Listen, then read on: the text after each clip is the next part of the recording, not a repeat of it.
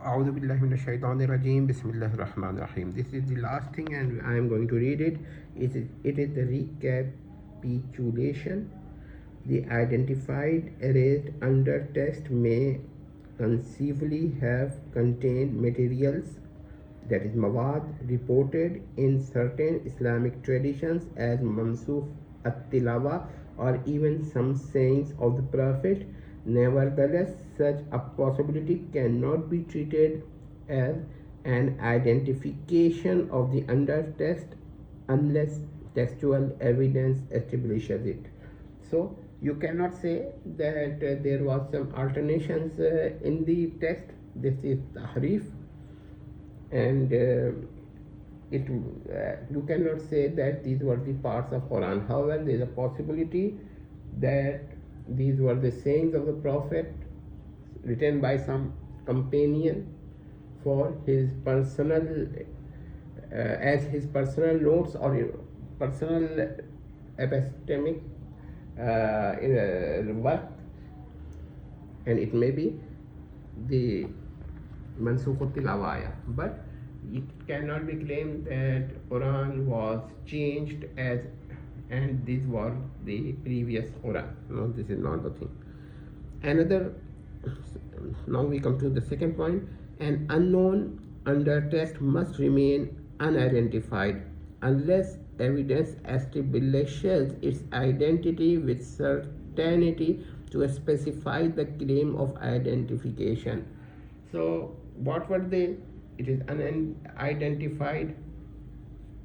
So these are the unidentified texts, but you cannot say that these were the proto-Quran, and Quran was, these were the materials from which Quran was made. So there is nothing like that.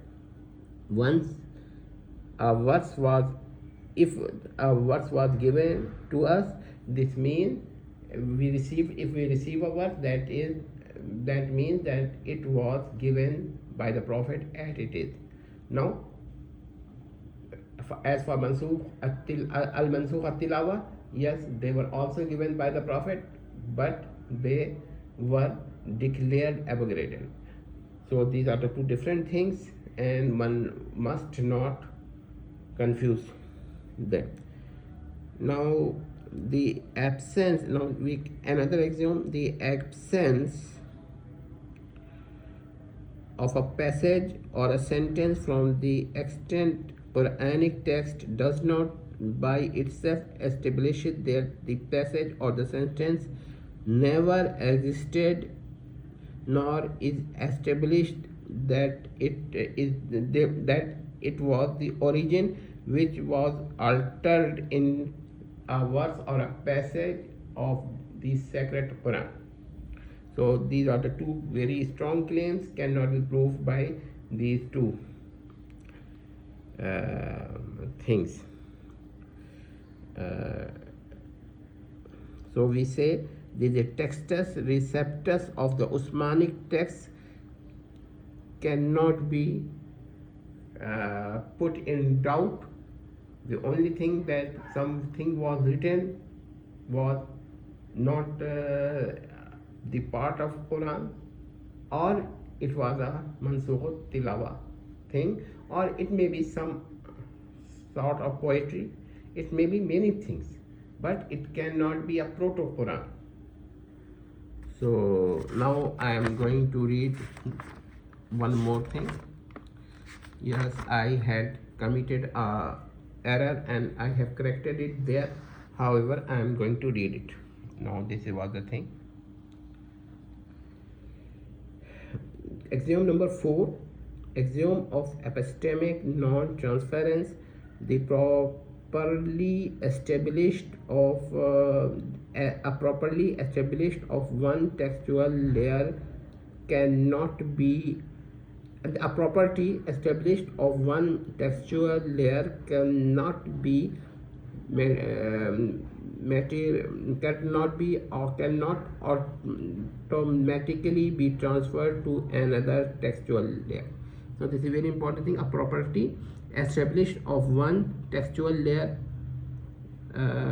cannot automatically be transferred to another textual layer.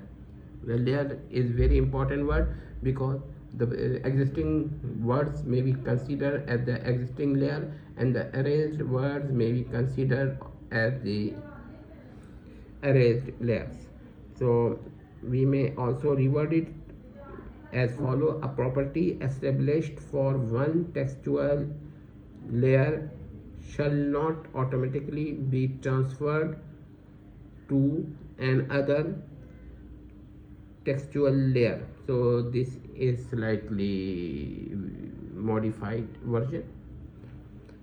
Now, corollary: the inference that the visible text is Qur'anic, therefore the erased text was Qur'anic as well, is invalid unless independently supported. So this is the thing which was the Axiom 4, and I had some problem by reading it, and I have corrected it, but now I have once again corrected it in its individuality.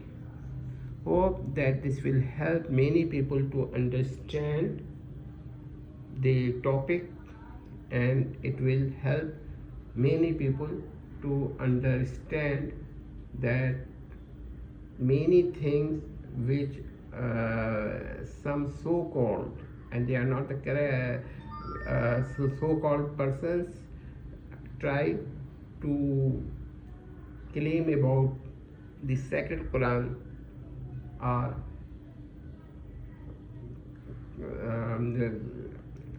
correct. So they are not correct because there are many things that these so-called persons, or I mean scholars, try to attribute to Quran, but these attributions are not correct.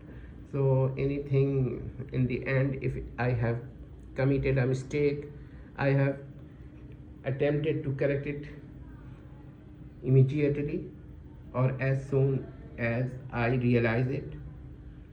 So if there is a mistake, so don't count it, and please forgive it me for my pronunciations or any mistake, because my whole work is in the defense is in the defense of the sacred speech of God, and not in making unnecessary defense.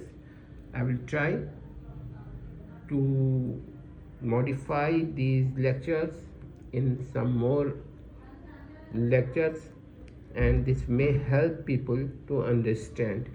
Thanks. Wassalam. Tammat Abu Muhammad.